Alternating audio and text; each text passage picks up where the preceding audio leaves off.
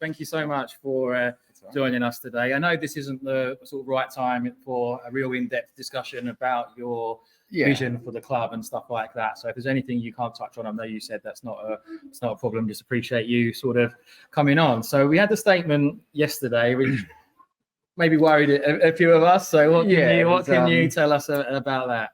Ultimately, there's nothing to worry about, which is not to say due diligence has been going for a couple of weeks. It'll go for a few weeks longer. That particular statement, it's factually correct. It probably spooks people because it was a little bit complicated in language, but there is indeed a step ultimately about writing off the significant money that Ron's put into the club. It was always part of the deal that would be sort of set aside, and this is the mechanism to do it. And it does have a 21-day lead time, statutory, that you can't change, which will lead us into November. We originally had targeted 1st of November. With all the ambitions and excitement of let's get this done. But, some of these things take time, and that's one of those steps that takes time. So things are still progressing as you'd hope they'd progress. So just the target is a little bit later than anticipated, and the wording was a little bit more complicated than perhaps is necessary. But, nothing to worry about on that front. So no need to worry, just to emphasise that. We're used to worrying in Plenty of other reasons to worry, just not specifically about that one. But due diligence is important. You do it. It's not it's a process you take seriously, and the lawyers earn their money and you look at things. So it's a serious process. It's going fine. But that particular thing is just, a legal formality as I think it was described. And it must be quite complicated though with the sort of structure of Southend United. I think any business, football or otherwise, you do due diligence because you can have an understanding. But if you're not a lawyer, if you're not a tax advisor, and I'm neither of those things, you need to get those people in to make sure that what you think you've agreed holds up on paper and beyond. And there's always gotchas or considerations that you haven't thought of that makes you adjust things. And I know you've been to 2 Southend away games, but today's special for you because it's going to be your first Southend home game. Is this your first time in Southend as well, or have you been here previously? Not first time in Southend. I lived in London for a few years, but had never come out to Southend when I lived here. My first time to Southend was when I started this process, actually.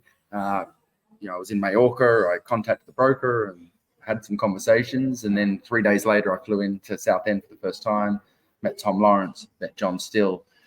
Went down the rabbit hole and never came back out again. I remember I was just sort of playing on my phone. My wife didn't really know what I was doing. And I sort of informed her a week later, I think we're going to buy Southend. And she was like, what? And we'll talk about her less than positive reaction initially at the time, but she's well and truly on the road to becoming a shrimper. But so I've been here, I think, a couple of times since July when it started to meet people. And I've walked around Roots Hall a couple of times, but not quite the same when there's no people in there and no people played. So my Roots Hall debut, we'd kind of hoped that due diligence was further along and it would be more of a, opening day thing. It's obviously not that. So I do want to be a little bit circumspect with what we say and what we do. Of course, not pretend we're in a position that we're not. But for me, honestly, really excited for the kid at Christmas, right? First home game, and I've got some long-time friends that I've played football with for years who are joining us, and some of the other consortium members.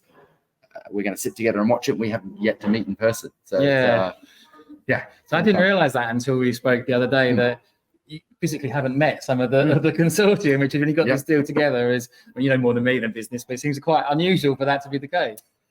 I think so a little bit. It was needs must. We had 4th of October, wasn't going anywhere. That was a hard deadline, I couldn't do it by myself and didn't want to do it by myself. So I was put in touch with a bunch of people, and we did it all by phone. I guess it's probably the day these days. A lot of it's virtual, but haven't met in person. And some of the guys, are in Hong Kong, so I won't meet them in person for a fraction longer. But we've spoken enough, and I think the one thing about Southend was there's a real common. We want to save a football club. Everything else was in the detail. That's all we needed to know to make sure we're on the same page, and lots of virtual communication. But So how did you get in touch with the consortium people? Different answer for different people, but Ron introduced me to one of them. I think a couple of people inquired and said, "Hey, we're interested," and got referred to me. Tom Lawrence connected me with a few people. Obviously, I did not have any ties to Southend, so essentially, people were put in touch with me once it became apparent that I was interested in looking to build a team.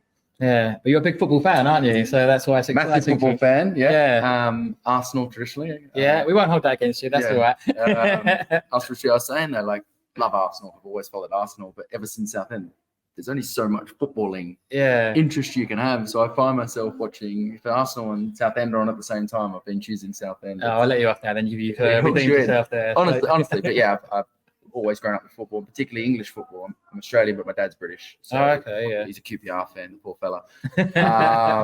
So yeah, always grown up with specifically English football and Arsenal, and the whole pyramid system.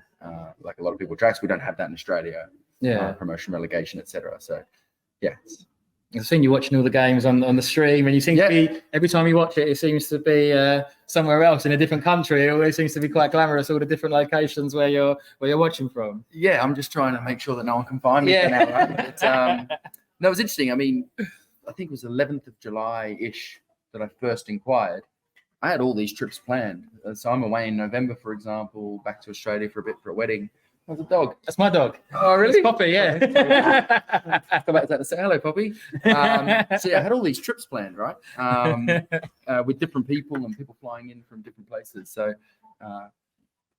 kept that schedule. I didn't want to change anything. But yeah, I've been in Oktoberfest with a big stein in my hand, watching the shrimpers. And I've been on the that wasn't when you agreed to the deal, was it? When you were that one? In Spain. So all these different places that were pre-booked, but the deal waits for no man, time waits for no man. So but yeah, it's kind of. And talk us about your sort of background and what you've been doing up until sort of this point, if that's okay. Well, the last year I was doing very little, actually. I had a business which I sold, and it sort of exited about a year and a half ago. My wife is Dutch, so we then moved from Australia to Holland to spend some time there. I was supposed to be relaxing and not thinking about work. And got distracted, and here we are. I didn't really have any preconceived ideas. The idea of getting involved in football has been there for a while. I won't go into too much because I promised. That's fine. Yeah. But yeah, I had a business. I had a business that I sold. Was fortunate enough to do that on good terms, and then love football. So the next project for me, being in football, is dream come true stuff. Right? It's the right next thing for me. And when this one came up, it wasn't like I was looking for lots of different opportunities. This one came up, and I sort of inquired, and then going down the rabbit hole was the best description, sort of sucked me in. And not quite sure if I chose Southend or it chose me. One of those ones. Did you play football yourself? Did you? I did, yeah. I've played all my life from when I was 6 till last Saturday. I played an over 35s vets tournament in Barcelona with my mates for the mighty Cheesecake FC, as we call ourselves. It was unremarkable, but it was fun. So yeah, I'll play as long as my body allows, which I actually suspect will not be much longer. I was in bits for days after, and some of the boys are still a bit wounded. But yeah, played all my life. Will play all my life. Even when I was back in Oz, I'd fly over each year to do a trip with the boys and play in these different little 5-a-side tournaments. So it's always been the passion. It's always been the love. It's never been particularly great at it, but good enough to enjoy. Not going to be registering yourself as every time I see Kev and John, I bring my boots along suggestively and just leave them there, and they're like, "We'd rather play with 10." So I think that's lots of people do remark how much you look like Jason Demetriou as well. That seems to be, yeah. Have you not heard that? Have you? You could maybe. I think when you say lots of people, I think you've said it. No, the players do as well. I think you've said it lots of times. You could come on at half time. You never would have noticed. So if we do look similar, then I apologise to Jason. I can assure you we do not play similarly. So he's having a good season. So. Yeah, he's a fantastic person as well to have the club. And I know there's been a lot of negativity about the club, and there are lots of things to work on. But there's a lot of good as well, isn't there? There is there is a lot of good, and even with some of the negativity, running a football club isn't easy. And we're getting a lot of warm compliments from people, but ultimately we haven't done anything yet. So we're under no illusions that we should be judged on what's to come in the next few years. And it's not going to be easy. There's no quick fix, and there's been some well-documented challenges on and off the pitch, but incredible fan base, right? Yeah. I don't just say that, incredible fan base. That's why I'm so excited to get to Roots Hall today. But the away fans have been spectacular at Dagenham and Bromley, the games I was at, and of course all the others. But also really solid football department. Oh, very good. Yeah, and Tom as well. The back office department as well. They don't get as much plaudits, but there's lots of people in lots of positions on and off the pitch, and of course supported by the fan group that make it so exciting. And I think we can all see the potential of the club, but I think we all realise it's not just take over and it happens. There's lots of clubs that all want to be in the same position. Every club starts the year wanting to be promoted, so you got to work hard, and we're really looking forward to getting to work. Subject to this process ending without being presumptuous. because it's the fun kind of work, right? It's football. So Yeah. looking forward to it. How long are you here for? How long are you in Southend for? I'm going back to Holland on Wednesday because I want to watch the game on Tuesday night against Okay. Ipswich. Oh, so you're going to be that one as well? Yeah, that's why I have that warm coat there. Okay, yeah, you've come prepared. I didn't put it on. Everyone goes, oh, look at this softy with his coat on. It's awesome, but it's definitely going on as soon as I go outside. But here till Tuesday, here till Wednesday, watching the game Tuesday, and then we'll head back tomorrow. Have you got much else planned? Or? Gonna go watch the Southend ladies play on tomorrow. Sunday, yeah, brilliant. So looking forward to that, which means I need to behave myself after the game tonight. Look forward to that. Other than that, no, I guess I'll try and meet a few people and get to know the town a little bit better and celebrate 6 points, hopefully. No pressure, Kev. Fingers crossed. So, have you spoken to Kev much? A little bit. Yeah, we keep in contact. I try to, close to a game, leave him alone. He goes into game mode, which I admire. But yeah, we speak and we'll catch up tomorrow as well. So. Fantastic. That is superb. Thank you so much for coming in as That's part of the blog. It's a real honour to have you on, and thank you so much for everything you're doing. And I was going to touch on mental health as well, so I should bring it back to what we're talking about today and trying to raise awareness and money for. And it's an important subject, isn't it, in everyday life? It is, and I think it's becoming more and more prevalent, particularly in Western society. I'd argue, right? There's more and more pressures. You outwardly would think we all have so much more, we should all be happier, and I think it's becoming quite the opposite. I certainly know a lot of people that have mental health challenges to different degrees. I've had periods in my life where I haven't been as happy with the world and can't see the positives, even if they're there. So it's such a challenge. It's great that you're doing this course. Yeah, thank you. I had put myself in a media blackout until this was done, but this was such a good cause. I thought it was, if we can do anything to support it, of course, we'd love to do so. Because, it's so insidious, you can't see it. I think that Norwich, people have seen it. Yeah, people mention that. It's incredible. It's so poignant that it's not so obvious when people are struggling. And for those that are, you just hope that they've got people around them that either see it or that they're comfortable to speak to, because it can be really, really difficult when you're in that dark place. So, well done for you for doing this. It's a great cause and glad to help.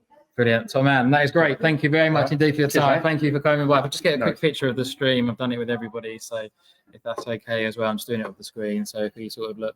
I did wonder the whole time, am I supposed to be looking there? No, it's fine. It's literally, we're 22 hours in. I'm not worried about that anymore. To start with. My first bit of media training, but where to look. To start with, I was all sort of, everything was going to be sort of prim and proper. So, it's been really good. We've had some sort of really good people on. So Kev came down yesterday, which was was really nice. We had Ollie Kensdale on, so he spoke really well. We've had sort of past Southend sort of players. We had a couple of sort of TV sort of commentators and Southend ladies player, Southend ladies manager, assistant manager, and now a token Aussie that's popped. That's what we need, No, it's fantastic. So I massively appreciate you taking time out. And for the last time, are you sure you don't want a Red Bull or a coffee? Honestly, I'm okay, thank you, because I'm a bit worried that I'm going to start being like this. I've got to try and report on the game, so you might need to. Are you not going to bed after this? No, I'm going straight to the game. I'm worried about you now.